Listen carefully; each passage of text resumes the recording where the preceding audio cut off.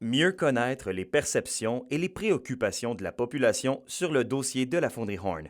Voilà l'objectif que s'est fixé la direction de la santé publique de l'Abitibi-Témiscamingue. Donc, c'est le dossier des qualités de l'air à Rouyn-Noranda qui est lié aux activités industrielles. Donc, on sait que nous avons une fonderie à Rouyn-Noranda.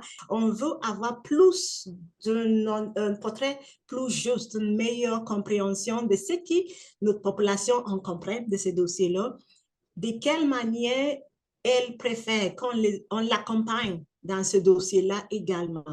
C'est donc dans un esprit de bienveillance que les citoyens et les citoyennes de Rouyn-Noranda seront questionnés sur leurs opinions, notamment sur la gestion des risques. Donc, ça nous aide à savoir ce qui préoccupe le plus la population dans ce dossier-là. Est-ce que c'est le fait que, il y a les sols qui sont contaminés? Est-ce que c'est l'impact qui ça a sous le fait que les gens déménagent maintenant? Qui sont les enjeux et comment on peut identifier les priorités à travailler? Ce n'est d'ailleurs pas la première fois que ce genre d'étude voit le jour en Abitibi-Témiscamingue.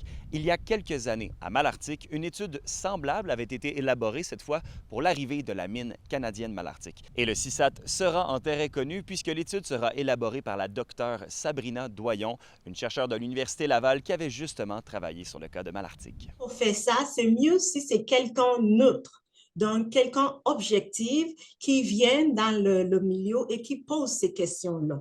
Une première collecte d'informations aura lieu cet automne, suivie d'une seconde au printemps prochain, et si tout va bien, le CISAT espère être en mesure d'appliquer certaines recommandations dès l'automne prochain.